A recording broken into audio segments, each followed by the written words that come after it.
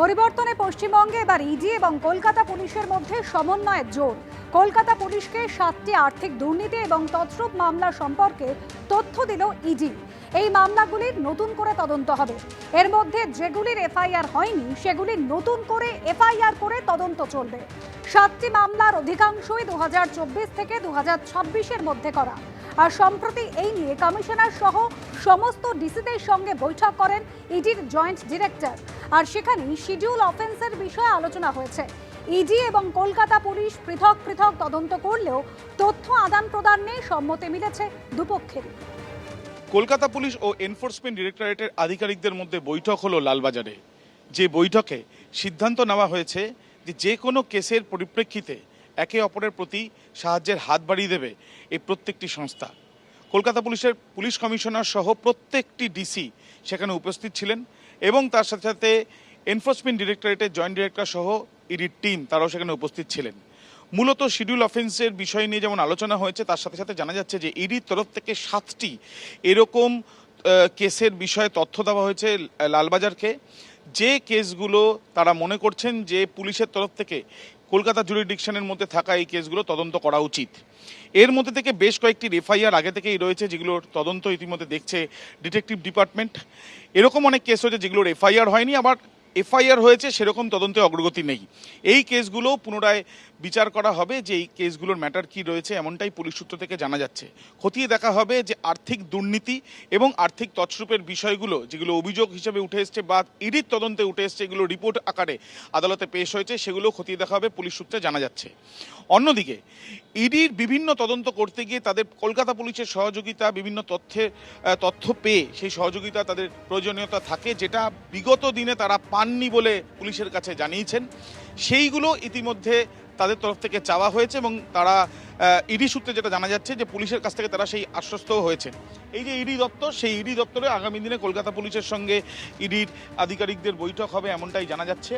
আপাতত যে বৈঠক হয়েছে সেই বৈঠকে 2024 থেকে 2026 পর্যন্ত এই 2 বছরে প্রায় 7টি মামলা যেটা বা 7টি কেস যেটা বিভিন্ন তদন্ত করতে গিয়ে তদন্তকারী আধিকারিকরা ইডির তারা দেখতে পান এবং তারা আদালতের কাছে রিপোর্ট আকারে সেগুলো দিয়েছেন, সেগুলোও পুনরায় তদন্তের আওতায় আসবে এবং পুনরায় সেগুলোরও খাতা খোলা হবে এমনটাই পুলিশ সূত্রে জানা যাচ্ছে। সব মিলিয়ে দুই পক্ষের মধ্যেই সহযোগিতার হাত একে অপরের দিকে এগোনো হয়েছে বলে জানা যাচ্ছে এই মিটিংয়ের পরে, এবং এই মিটিংয়ের মাধ্যমে দুজনেই সম্মতি জানিয়েছে যে তথ্য আদান প্রদানের ক্ষেত্রে স্বচ্ছতা রাখা হবে।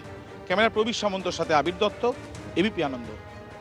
তোলাবাজি নিয়ে জিরো টলারেন্স রাজ্য সরকারের, আর এই নিয়ে সোশ্যাল মিডিয়ায় প্রচার দুর্নীতি দমন শাখার। সরকারি কর্মচারী ঘুষ চাইলে টোল ফ্রি নম্বরে যোগাযোগ করতে বার্তা। চালু টোল ফ্রি হেল্পলাইন নম্বর। দুর্নীতিকে না বলুন। যদি কোনো সরকারি কর্মকর্তা বা কর্মচারী ঘুষ দাবি করেন বা ঘুষ নেন, ভয় দেখান বা জোর করে টাকা আদায় করেন, সে ব্যাপারে জানান। সোশ্যাল মিডিয়ায় পোস্ট দুর্নীতি দমন শাখার। 9836233891 হেল্পলাইন নম্বরে যোগাযোগ করতে বার্তা দেওয়া হয়েছে।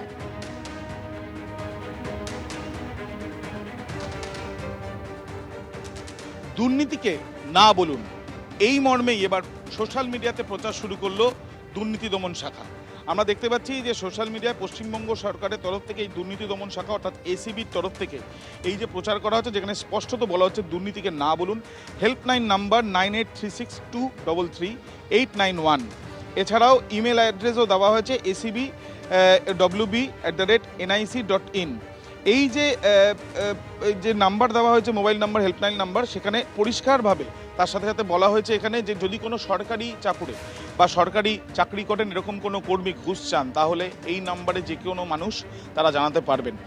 মূলত হচ্ছে কোনো রকমভাবে দুর্নীতিকে বরদাস্ত না করার জন্যই কিন্তু এই ধরনের প্রচার, এবং এই প্রচার সাধারণ মানুষের মধ্যে যাতে ছড়িয়ে যায় সেই জন্যই ইতিমধ্যে এসিবির তরফ থেকে এই প্রচার করতে দেখা যাচ্ছে। যদিও আমরা দেখেছি যে সম্প্রতিকালে সিবিআইর তরফ থেকে রেলের বেশ কয়েকজনকে গ্রেপ্তার করা হয়েছে, একজনকে এবং সংস্থা দুজনকে গ্রেপ্তার করা হয়েছে ঘুষ চাওয়ারকে কেন্দ্র করে। বিভিন্ন সময় দেখা গিয়েছে পুলিশের তরফ থেকেও এফআইআর করে তদন্ত শুরু করা হয়েছে। এর আগেও এসিবির তরফ থেকেও তদন্ত করতে গিয়েও বেশ কয়েকজনকে গ্রেপ্তার করা হয়েছিল। যাতে দুর্নীতি আটকানো যায়, তাই ঘুষ নেওয়া এবং ঘুষ দেওয়া এটাকে আটকানোর জন্যই এই ধরনের প্রচার বলে জানা যাচ্ছে। ক্যামেরায় প্রবীর সামন্তর সাথে আবির দত্ত, এবিপি আনন্দ। এবিপি আনন্দ, এগিয়ে থাকে, এগিয়ে রাখে।